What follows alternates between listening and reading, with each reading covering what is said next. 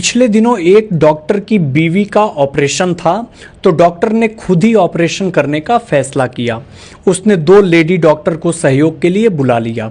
Doctor ने बेहोशी की दवा अपनी बीवी को दी, लेकिन उसकी बीवी बेहोश नहीं हुई। फिर उसने बेहोशी का इंजेक्शन लगाया, फिर भी उसकी पत्नी को कोई असर नहीं हुआ।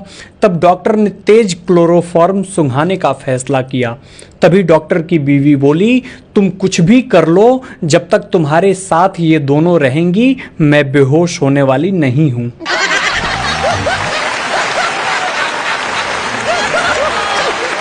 देखिए, एक बात कोई नहीं बताएगा, मैं आपको बता देता हूं। जब आपका ब्लड प्रेशर हाई हो तो कुछ देर साली से बात करें, और जब लो हो तो कुछ देर घरवाली से बात करें, तुरंत आराम मिलेगा।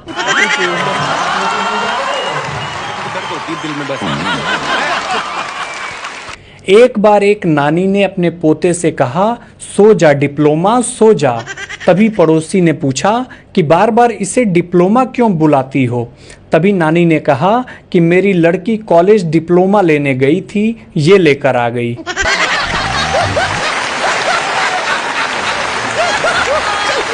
एक बार एक दोस्त ने दूसरे दोस्त से कहा कि अगर पति पत्नी का रिश्ता 7 जन्मों का है तो अभी कौन सा चल रहा है और कितने जन्म बाकी हैं कैसे पता चलेगा। तभी दोस्त ने कहा कि जब पत्नी कहती है कि मैं तुम्हें समझ ही नहीं पा रही हूं कि तुम क्या चीज हो, तो समझो पहला चल रहा है। और यदि वो कहे मैं तुम्हें सिर से पांव तक अच्छे से जानती हूं, तुम्हारी एक एक रग से वाकिफ हूं, तो समझ लो ये 7वां जन्म है। स्त्री 1 की तुलना में स्त्री 2 ने लगभग 2 गुना अधिक बिजनेस किया है। इस बात से यह साबित हो गया है कि लोग दूसरी स्त्री को देखना बहुत पसंद करते हैं। देखो भाइयों, ज्यादा कट्टर होने की जरूरत नहीं है।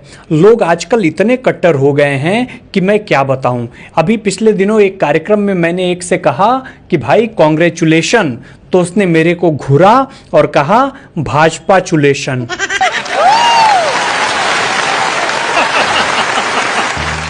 एक दोस्त ने दूसरे दोस्त से कहा कि तुम्हारी शादी के पहले और शादी के बाद तुम्हारे जीवन में क्या अंतर आया।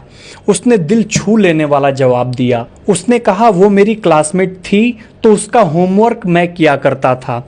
आज वो मेरी पत्नी है और आज भी उसका होमवर्क मैं ही करता हूं। पिछले दिनों गर्ल्स हॉस्टल में आग लगने पर बॉयज हॉस्टल के लड़कों ने मदद की। टीवी पर खबर आई, आग पर काबू पा लिया गया है। लड़कों पर काबू पाने की कोशिश जारी है।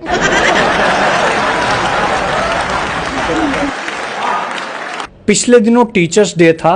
उन अध्यापकों को भी शिक्षक दिवस की बहुत बहुत बधाई दिया गया जो अपने विद्यार्थियों को इतना कूटते थे कि जब तक वो उनके पास ट्यूशन न आने लग जाए। जिसको पतला होना है, सबसे अच्छा योगा मैं आपको बताता हूँ। रोज सुबह पानी में नींबू और शहद डालकर पीने से 2 महीने में 3 किलो नींबू और 2 किलो शहद खत्म हो जाता है।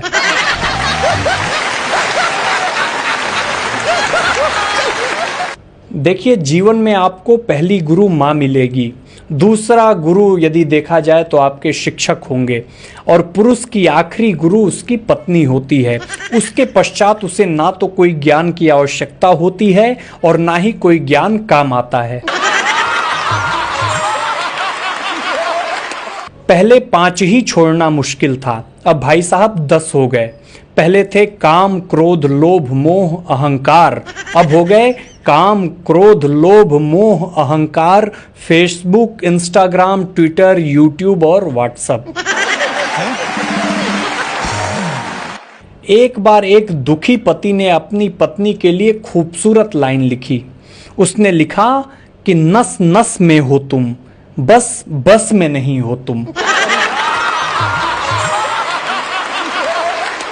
पति पत्नी में हो रहा झगड़ा पति के एक वाक्य से रुक गया। सुंदर हो इसलिए कुछ भी कहोगी क्या? इसके बाद पत्नी ने कुछ नहीं कहा और पति को चाय बिस्किट भी दिया। याद रखिए, हमें रोग से लड़ना है, रोगी से नहीं।